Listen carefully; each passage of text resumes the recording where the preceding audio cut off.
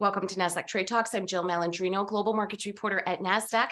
Joining us is Andrew Chanin. He's the CEO of Procure ETFs to discuss the Procure ETFs FEMA ETF, ticker FEMA, a fund that has exposure to business lines involved with recovery and mitigation related to natural disasters. Andrew, it's great to see you as always. Welcome back to Trade Talks. Thrilled to be back. And Andrew, last time you were on the show with us, it was June 1st, 2022. So just over 2 months ago. And since then, I mean, the amount of climate related events that have happened only in the US alone between floods and fires, each one of them distinctly could be a 10-year event. Absolutely. And you look at different stats that come out, and there's widespread belief that in the next couple of years, every day there will be possibly $1.5 billion natural disaster events. And so we're seeing a tremendous increase, unfortunately, in the frequency and the financial devastation that is associated with natural disasters. And this is a global phenomenon. This isn't just the United States, North America. This is something that's happening all around the world. I mean, you think about it, it's less than 18 months away. Even if you had the perfect climate action scenario with a global effort, you know, $1.5 billion worth of disaster each day, it doesn't seem like there's much time to mitigate that. Is there anything that you're seeing as it relates to US policy that suggests that climate action could be on the trajectory? Absolutely. And we're seeing it play out in real time. In California, there's various mandates for hospitals to be equipped to deal with earthquakes, knowing that they're on active fault lines and needing to make sure that there's continuity for patients at these hospitals. We're seeing that happen there. Just what we're seeing happening this week in Kentucky with flooding. This is nothing new there. It's been going on since the 1800s, and it's a major issue. But as populations increase in high-risk areas, the consequences can also become more dire. Fortunately, we've seen that fatalities have been reduced over the years from these billion-dollar natural disaster events.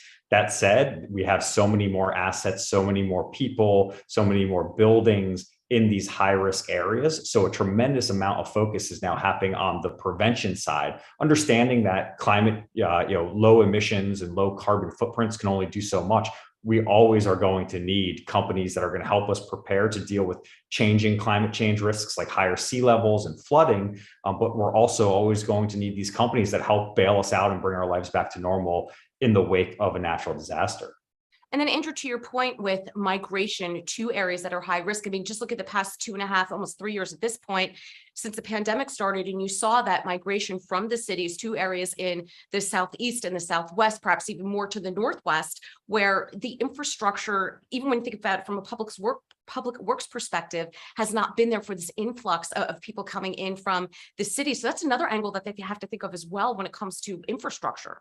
Exactly. Natural disasters aren't just floods and hurricanes. These are droughts. This is wildfires, tornadoes, earthquakes, and these things can happen anywhere around the world. And so having a diversified approach to investing in companies that help us either from the preparedness side or from the recovery and mitigation side, to us, this made sense to all put together in one basket where people can get global exposure to these many companies around the world that are helping us survive better and prepare ourselves better for these very frequent natural disaster events that we're seeing on a regular basis. So, Andrew, let's dive deeper into the Procure ETFs disaster ETF, ticker FEMA.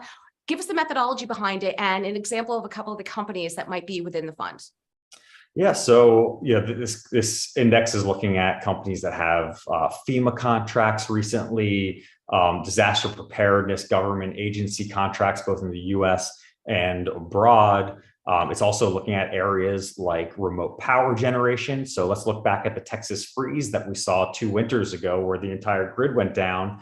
Companies like Generac were in extreme demand for providing generators. So households either had them or they realized they were going to be without power, started purchasing them or preparing for the next big event. Then you have companies like Great Lake Dredge and Dock, which help build up miles and miles of Jersey coastline post-Hurricane Sandy. Just yesterday, one of our top holdings, Tetra Tech, announced that they had received roughly a $500 million contract with the Army Corps of Engineers, helping with things with removal and of radioactive and hazardous waste. These are all things that we saw happen with Fukushima. So it's amazing seeing the US government understanding we need to prepare for these events in advance because they can happen. And typically it's too late once a disaster happens to start that preparedness aspect. So it's a wide range of consulting, engineering, construction, generators, waste removal, dredging, and so on, and others that make up holdings within this portfolio.